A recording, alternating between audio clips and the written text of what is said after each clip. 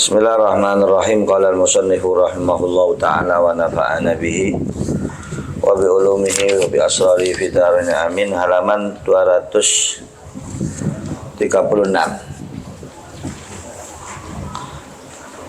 Wa akmaluhu, dan adapun paling sempurna cara memandikan mayit, pertama yang dilakukan apa? An yaghsila ataihi. Hendaknya membilas atau membasuh kedua kemaluannya.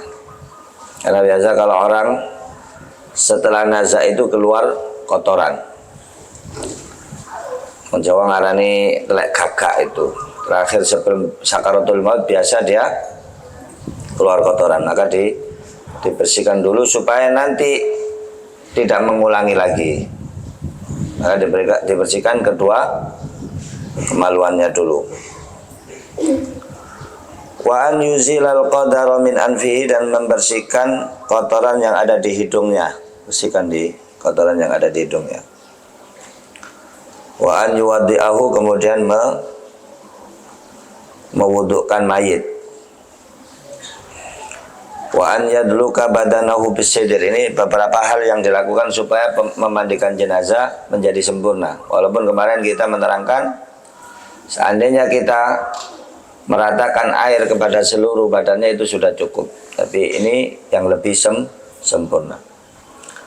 Wa an yadluka badanahu bisidri. Hendaknya dia juga menggosok-gosok badannya dengan daun sidir, daun bidara, seperti yang ada di parkiran itu bidara.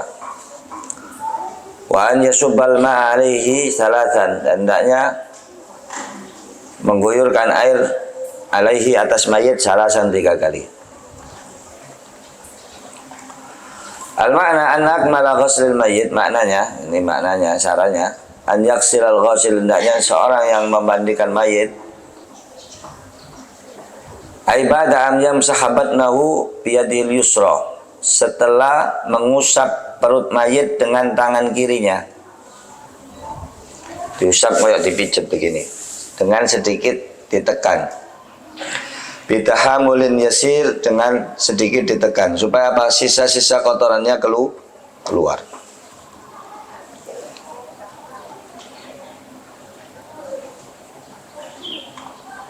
Duburahu wa kubulahu ma'an najasatil lati haulahuma. Membasuh duburnya dan kubulnya, kemaluan belakang dan kemaluan depan. Ma'an najasati, bersama dengan najis allati haulahuma, yang berada di sekitar kubul dan dubur. Bikhirqatin, dengan kain. Yalufuha, yang di apa nek kain di blubetno, bahasa Indonesia di blubetno itu apa? Apa bahasa Indonesia di blubet? Dililitkan. Tapi beda dililitkan sama di blubet itu. Saya kira bahasa Jawa lebih rinci daripada bahasa Indonesia. Jadi tangan, kalau zaman sekarang mungkin bisa pakai sarung tangan atau sarung tangan yang dari plastik, itu bisa. Seperti yang biasa dipakai perawat-perawat di rumah sakit itu kalau menangani pasien. Ala yadil yusra, pada tangan yang kiri, jadi pakainya tangan kiri. Wa an yuzilal qadara min anfihi, ini membersihkan kotoran yang ada di hidung. Wa kada min asnanihi, begitu juga dari gigi-giginya. Bi khirqatin ukhra, dengan kain yang lain. Wa an yuwaddi'ahu, kemudian juga disunahkan yuwaddi'ahu, supaya mandinya sempurna, mewudukkan mayit. Ba'da dalika, dengan setelah hal itu, setelah yang tadi itu, biniyatin, dengan niat. Kawudu'il hayy, jadi yang meniatkan orang yang memandikan. Wa an yadluka ba'da dalika badanahu bisidir, kemudian menggosok-gosok setelah itu badannya mayit dengan daun bidara. Bagaimana caranya? Tentunya caranya saya beberapa kali ikut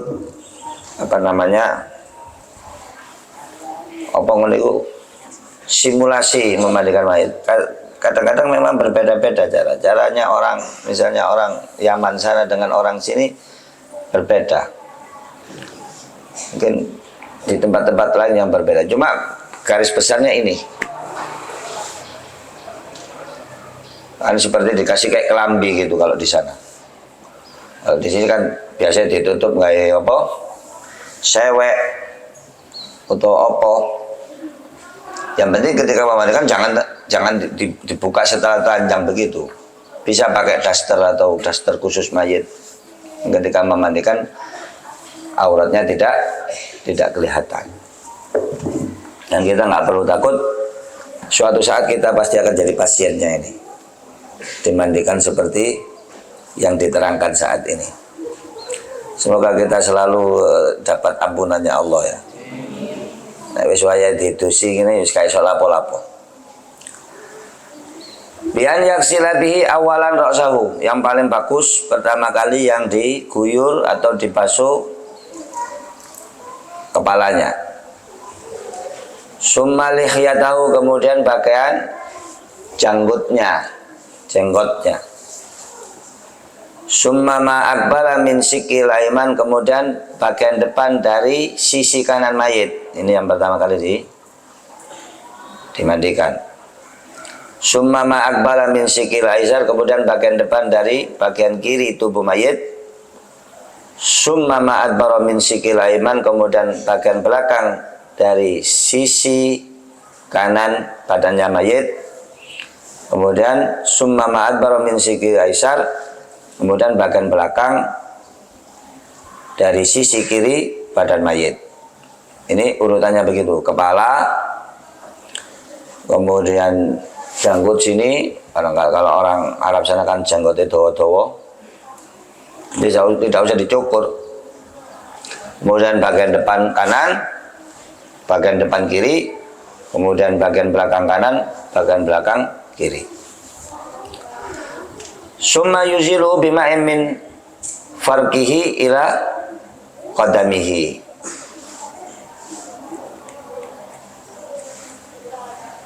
Kemudian dia menghilangkan air yang tadi itu dari belan. Wallahu alam, ini farqihi dilingkari dulu, nanti kita lihat caranya apa, kita lihat terjemah yang paling pas apa, dikasih dicoretnya nih sih. Insyaallah minggu depan ini rada lemes ini, semuanya puasa kayaknya ini koyoke.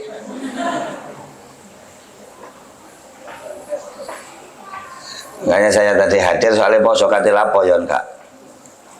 Ila qadami, sampai ke telapak kakinya. Mungkin farqihi ini, mungkin ya, nanti kita lihat cara kita. Farqihi itu biasa belang. Nah, biasa uang itu seperti potongan dulu orang Mandarin aron kuok gitu loh. Jadi kan ono apa itu pihak tengah nek wong. Nah, sementara ini kita artikan pihak tengah, artinya bagian atas kepala, pihak tengah. Apa bahasa Indonesia itu? Belang rambut. Ya sudah, belang rambut. Ila qadami. Jadi membilasnya dimulai dari belang rambut sampai ke kaki. Wa an yaksilahu. Tapi nanti ini kita kasih garis bawah, nanti saya lihat caranya. Wa an yaksilahu ba'da dzalika min at-ta'mim salasan bima'in qarah. Dan hendaknya membasuh atau membilas atau memandikan mayit setelah itu minat ta'mim, dari keseluruhan badannya, salasan 3 kali, bima'in qarah, dengan air yang murni, yang tidak kecampuran apapun. Bisa dibaca qarah, bisa dibaca qurah. Mak qarah itu apa? yang tidak kecampuran sabun, terakhir memang harus dibilas dengan air yang murni, tidak bercampur apapun. Ai ma'aqalirin kafurin nadban.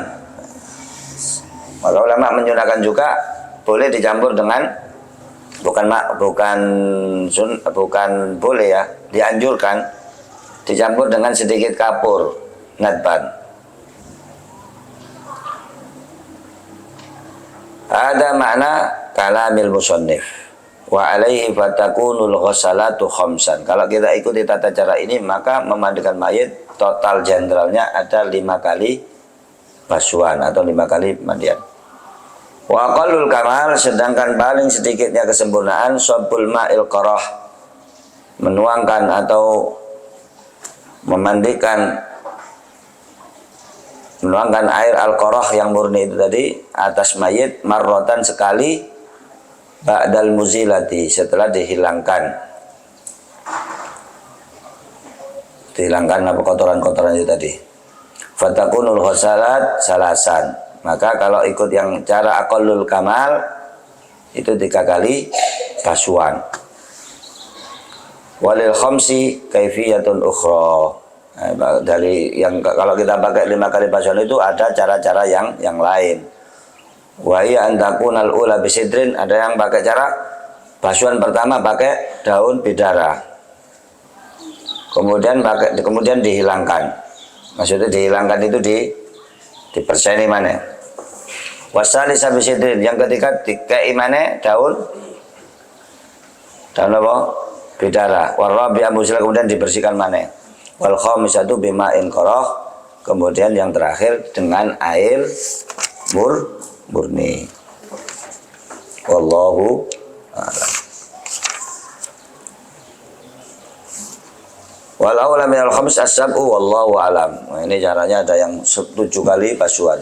Di Indonesia wallahu a'lam, apakah pakai cara yang ini apa enggak? Wallahu a'lam.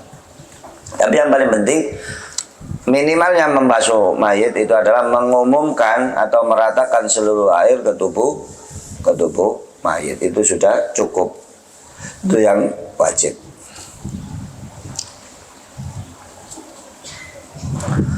Wa aula minal khamas, dan lebih baik lagi daripada 5 kali basuhan as-sab', 7 kali basuhan. Walaha salasu kaifiyat, ada 3 cara. Kalau kita pakai 7 kali basuhan ada 3 cara. Al-ula, cara pertama, antakun al-ula al-ghasalat, ini kita baca aja, bukan nggak terlalu penting, artinya yang seperti ini kalau nggak dipraktekin juga sulit. Antakun al-ula al-ghasalat bisidrin, basuhan pertama pakai daun bidara. Wasanya musila, kemudian dibersihkan, dihilangkan. Wasalisa bisidrin, yang ketiga pakai bidara. Yang keempat dihilangkan. Wal khamisa wasadisa wasabiya bima'in qurah. Yang kelima, keenam, ketujuh pakai air murni. Itu cara pertama. Kalau pakai 7 basuhan. Nah, saya juga gak mikir banyu akeh. Zaman dulu mungkin susah ya, terutama di daerah padang pasir, maka dia harus ada cara yang efektif untuk memanfaatkan air. Ini kan gak bisa hanya pakai gentong gitu kan, airnya ngalir terus. Kalau di Indonesia insya Allah air melimpah, alhamdulillah. Gimana Gus kalau memandikan mayit jemblong ke sungai kemudian diangkat? Ya, kalau secara fikih ya sah. Airnya sudah rata. Atau mungkin punya kolam renang, mayitnya ditali. Atau mungkin kalau mayitnya misalnya kena penyakit apa yang menular begitu, kemudian dimasukkan terus ditarik baru dibungkus. Covid, wallahu a'lam Covid.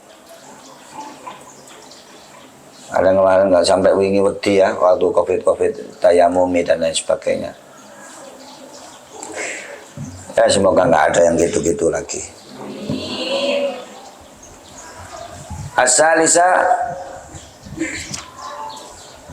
Sani acara yang kedua, antakunal ula ghasalan. Ghasalan pertama pakai sidir, kedua dihilangkan, ketiga pakai air murni, keempat pakai bidara, keenam dihilangkan mana? Dihilangkan artinya dibersihkan. Kemudian yang ketujuh baru pakai air yang murni yang nggak bercampur apa-apa.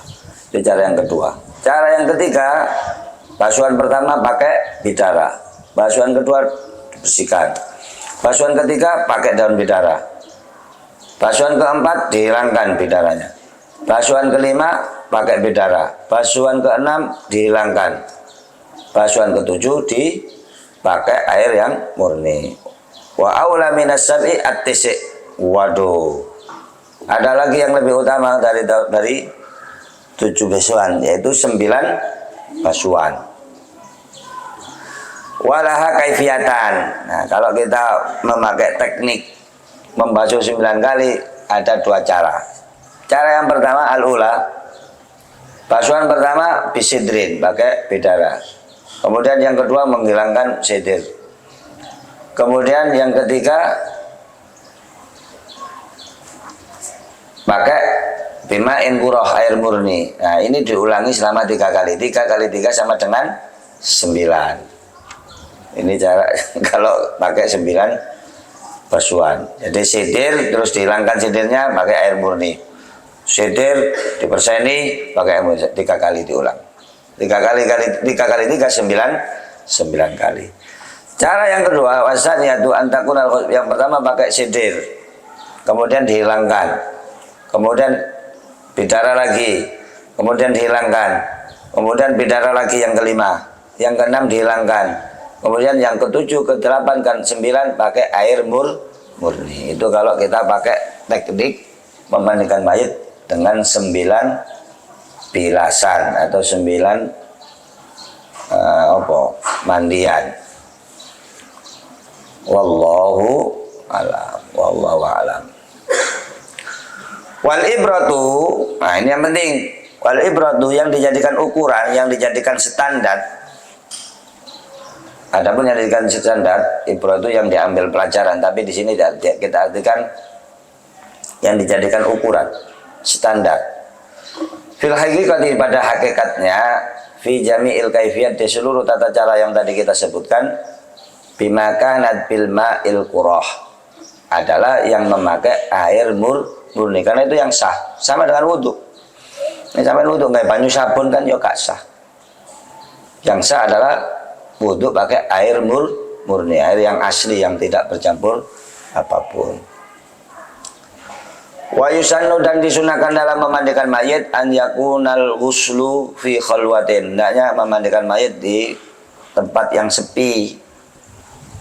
Kalaupun tidak punya tempat yang sepi, di Indonesia misalnya di KI seperti kamar-kamaran begitu, ditutup selambu. Artinya khalwah itu nggak banyak orang.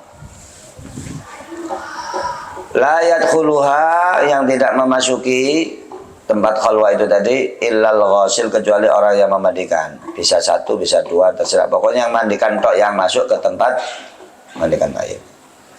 Waman yu'inu, dan orang yang membantu orang yang memandikan mayit. Mudin sama pembantu-pembantunya. Wa waliyul mayit, nah sunnah juga walinya mayit, anaknya, siapa yang merupakan walinya keluarga mayit ikut di dalam tempat khalwah itu. Siapa walinya mayit? Wa huwa aqrabul warasati ilaihi, dialah orang yang paling dekat secara garis waris kepada mayit. Ya anaknya, kalau tidak ada anaknya ya berarti sesuai tertib iris. Sesuai tertib warisan, suaminya, istrinya, atau pokoknya sesuai dengan tertib. Kalau misalnya bapaknya masih ada juga bisa bapaknya. Wa an yakuna fi qamisin balin au sakhif, hendaknya dimandikan di dalam pakaian yang balin itu yang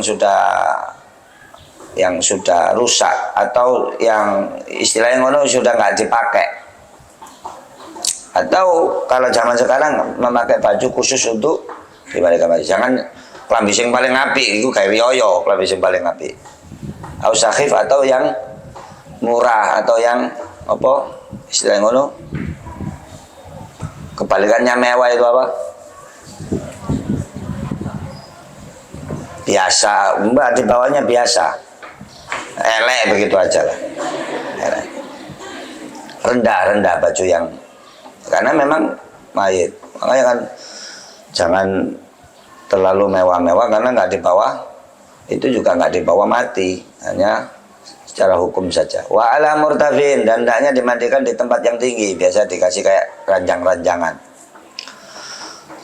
Wa bima'in baridin, dan pakai air yang dingin, illa li hajatin, kecuali kalau ada hajat. Oh, bapak ini ben seneng atus banyu anget, tadi ngedusinnya kayak banyu kendak. Sunahnya pakai air dingin kecuali kalau ada hajat. Ada hajat misalnya dingin sekali, musim dingin misalnya di minus misalnya, baru boleh pakai air hangat.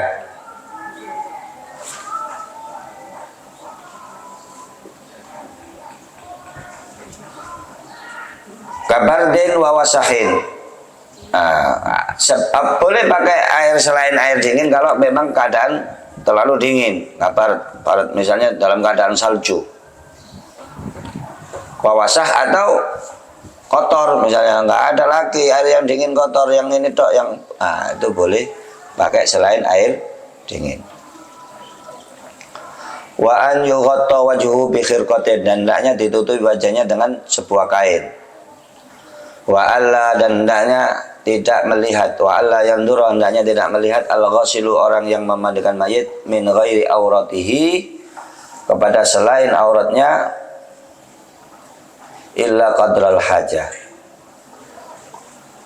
yang selain aurat saja tidak boleh melihat kecuali kalau ada hajat. Wa amal aurat, adapun aurat, fayahrumu nadruha, tidak boleh melihatnya. Mentang-mentang ngedusi wong mati terus didelok, gak oleh. Makanya pakai baju itu tadi, atau pakai, kalau nggak ada baju pakai semacam kayak baju yang tipis, apa kain tipis, apa sewek atau yang semacamnya. Jadi melihat aurat nggak boleh, haram. Selain aurat diusahakan untuk dihindari, dan tidak boleh kecuali untuk hajat tertentu. Jadi bisa jadi ya memandikan itu kan di atas kain kan, gosok-gosok gitu, terus airnya diguyurkan terus, jadi nggak kelihatan. Faslun aqallul kafan wallahu a'lam. Ngaji pertama bab mayit ini. Ada pertanyaan sampai sini? Ala kulli hal, memandikan mayit, menikah dan haji itu adalah 3 ibadah yang plus menikah. Itu 3 ibadah yang tidak bisa diteorikan untuk dilakoni. Manasik bendino manasik nek gak tutuk kono Mekah kono ya gak iso. Sampe tak dongakno iso haji iso umroh. Fikih nikah nek gak rapi ya gak iso. Begitu juga memandikan mayit ini, nek gak dipraktekkan juga gak bisa, karena ini perlu praktek. Faslun aqallul kafan wallahu a'lam. Silakan barangkali ada yang bertanya di luar ini juga boleh, biar tidak bosan. Nggih, monggo.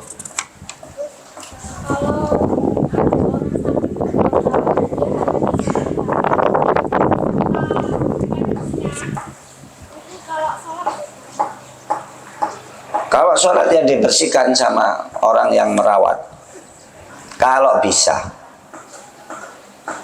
Kalau misalnya tidak ada yang merawat, ya sudah, dia sholat sebisanya.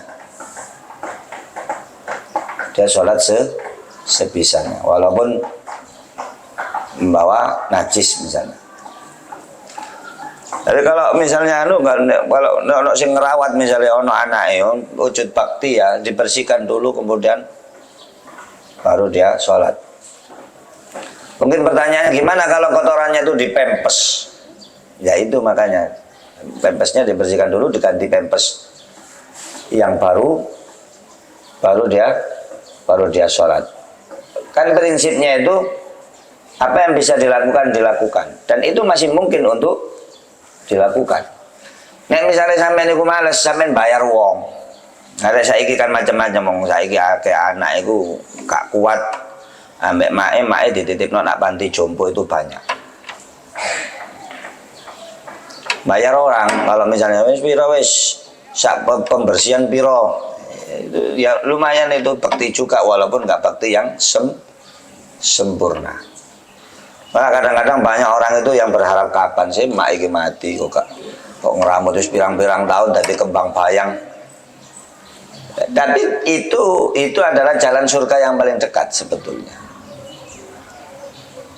Nah, kayak kan TikTok itu viral, seorang ibu bisa merawat 10 anaknya, tapi 10 anak belum tentu bisa merawat satu ibu. Biar mak sampean anak 5 anak 6 ya dicewoki kabeh. Kecilik sampai gede. Tapi kita kalau sudah dewasa punya ibu kadang-kadang rebutan Melayu. Sibuk ngurusi bojone, sibuk ngurusi anak, itulah. Itu padahal jalan surga yang paling dekat. Jadi apa yang bisa kita lakukan untuk, kecuali kalau memang nggak bisa ya sudah, dia sholat sebisanya. Dan sholat tidak jatuh kewajibannya selama orang masih berakal. Jatuh sholat itu kewajiban, tidak wajib sholat lagi kalau sudah tidak berakal, pikun, wis gak nyambung, wis. Tapi kalau sakit seandainya tapi masih nyambung, ya tetap wajib sholat. Dan itu memang sekarang banyak yang fenomena seperti itu. Jadi anaknya telu musyawarah sapa sing gelem dititipi mae, gak mati-mati mae iki. Akhirnya sepakat sudah kita titipkan ke departemen sosial, dinas sosial. Ada yang seperti itu, padahal eman itu adalah jalan surga terdekat. Nah, ya napa Gus, mak niku nek ngoyo nek sing ten bayang ae. Kan nek wis wong tuwa ngono biasa dikai perlak, wis karek di persen. Sama seperti kita ketika masih kecil. Tapi kan nggak semua orang diberi kekuatan oleh Allah mampu merawat orang tuanya. Orang tua kalau punya anak yang berbakti sampai kate mati ditunggu, itu yang paling membahagiakan orang tua. Jadi kate mati anak yang lombok kabeh ditunggu, syukur-syukur iso saat itu enggak, istilahnya sesuatu yang paling ditunggu orang tua kita, kan begitu. Apa maneh? Ngajeni dianu. Ya jangan sampai lah terbersit iki suwe gak mati. Itu kalau kita sampai punya pikiran seperti itu, nanti kita akan dibalas juga seperti itu. Nggak perlu sampai dibuat sampai anak sampai. Dan banyak kejadian anak laki-laki gak gelem ngeramut, gak gelem ngeramut ibu soalnya wedi karo bojone. Ini termasuk istri yang tidak sholihah. Jadi nek bojone kadang ngeramut mae dilarang. Ini janganlah. Karena apapun walaupun istri itu tanggung jawabnya suami, tetapi haknya ibu itu lebih besar daripada haknya istri. Itu yang jenengan harus pahami. Kenapa? Ya seperti ceritanya Alqamah itu. Seperti ceritanya Alqamah. Dan itu cobaan kita. Karena orang wong sing gak wedine karo bojoe, tapi ambek make gak wedi. Itu patut kita sayangkan karena ya ibu kita kan gak selamanya hidup. Engko nek wis ka ono bare kait menyesal. Di Tanggulangin itu ada yang Tanggulangin apa di mana itu? Saya dapat cerita, maknya ini dibuang sampai turu pos,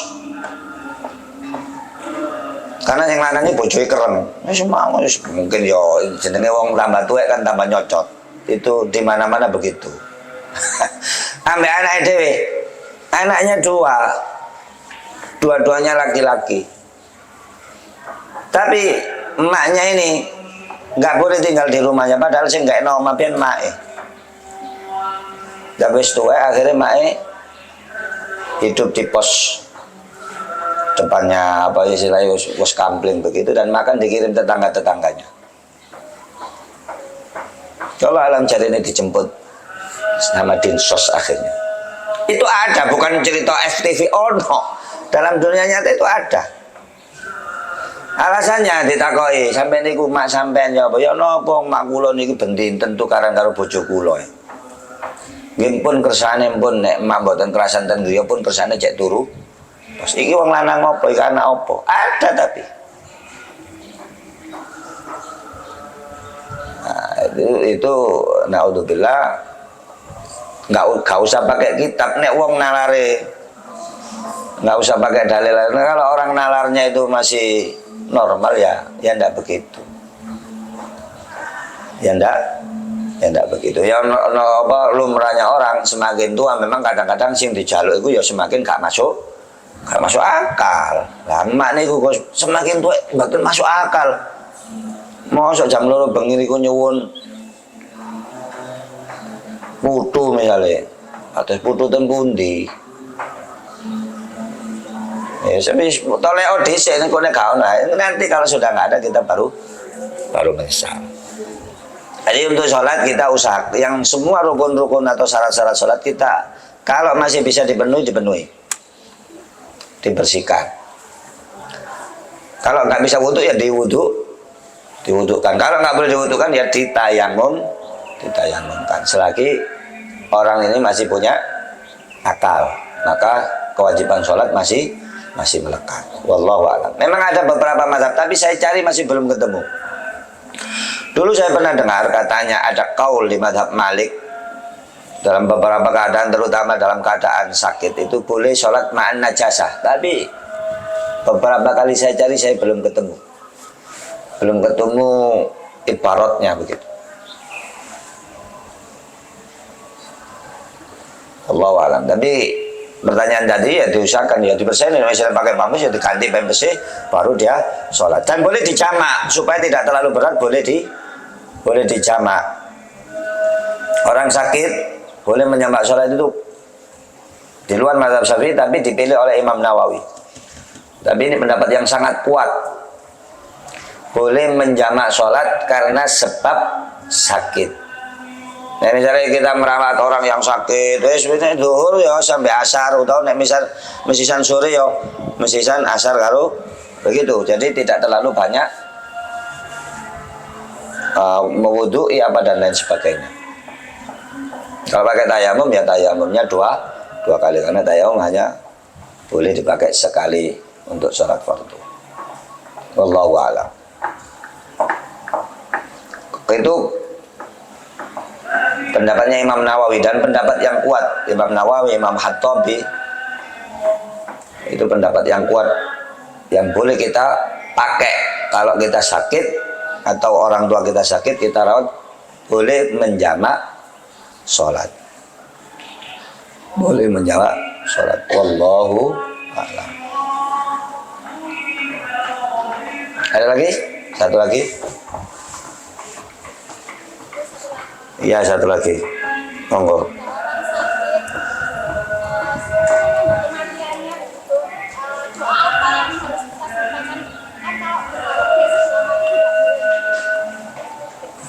Ya, kalau berharap cepat mati nggak boleh. Cuma kan orang itu kan bisa melihat, dokter misal sudah mengatakan secara medis sudah tidak ada harapan. Ya keajaiban ada, tapi kan keajaiban kan nggak datang setiap hari.